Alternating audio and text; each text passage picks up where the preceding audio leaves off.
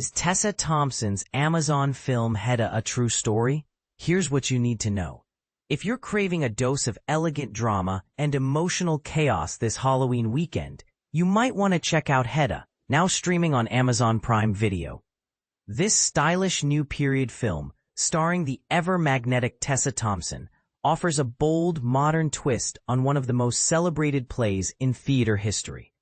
But here's the big question fans are asking. Is Hedda inspired by real events, or is it purely fiction? Directed and written by Nia DaCosta, whose previous works include Little Woods, Candyman, and The Marvels, the movie reimagines Henrik Ibsen's 1891 masterpiece Hedda Gabler. Thompson takes on the titular role, supported by a powerhouse cast including Imogen Poots, Tom Bateman, Nicholas Pinnock, and Nina Haas. Over the decades, Ibsen's Hedda Gabler has seen countless film and stage adaptations, from the silent German version in 1925 to Glenda Jackson's acclaimed 1975 portrayal, to a more recent 2016 rendition starring Rita Ramnani. But DaCosta's take stands apart. In a press interview, Thompson spoke about what it felt like to take on such a legendary role. When you play someone like Hedda, you're instantly part of a long tradition. But in this version, I felt completely liberated. Nia blew the original story wide open, so it became something entirely new. Is Hedda based on a true story? Let's clear up the confusion right away. Tessa Thompson's Hedda is not based on a true story. The movie is rooted in Ibsen's fictional play, written in 1891. The original story follows Hedda Gabler, the daughter of a general, who finds herself trapped in a stifling marriage and a home that feels more like a cage than a sanctuary. Neither the play nor the film is based on any real-life person or event. It's entirely a work of fiction, albeit one that explores universal human emotions and power struggles that still feel real today. The original play, Power, Control, and Despair. In Ibsen's Hedda Gabler, Hedda returns from her honeymoon with her new husband, George Tessman, a well-meaning but uninspiring scholar she doesn't truly love. Bored and restless, she yearns for excitement and the luxury her husband can't provide.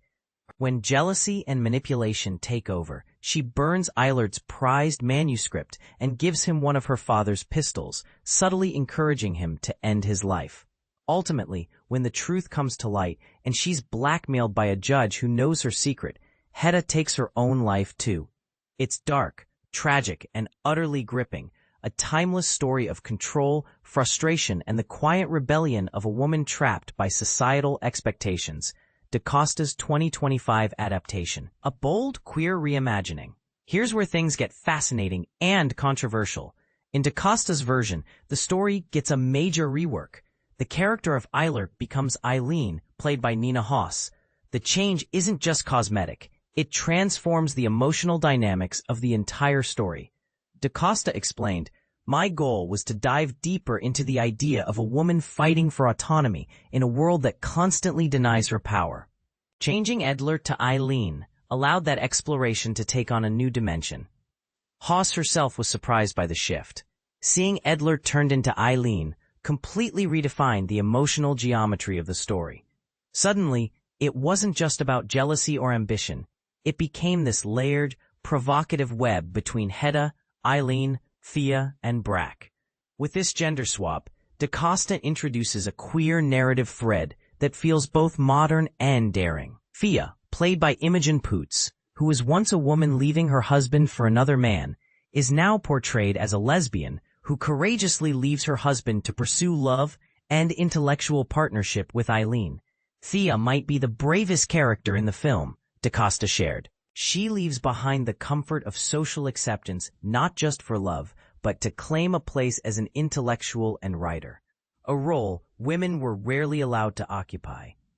A shift in time and place from Norway to 1950s England, DaCosta didn't stop with character transformations. She also moved the story setting from 19th century Norway to post-war 1950s England, a period she describes as the Great Age of Pretending. After World War II, she said, society desperately wanted to restore a sense of order and normalcy. People pretended everything was fine. White picket fences, happy nuclear families, but beneath it all, there was deep psychological repression. By placing Hedda in that era, Da Costa highlights how societal expectations, gender roles, and the illusion of perfection can suffocate individuality. A theme as relevant today as ever, a different ending, and a question that lingers. Without spoiling too much, Da Costa's film doesn't end the same way as Ibsen's play. The final scene of Hedda leaves audiences questioning everything they thought they knew about the character's fate. Tessa Thompson offered her own reflection on that ambiguity. Maybe Hedda is destroyed, or maybe she's finally free. What I love about Nia's version is that it doesn't give you closure.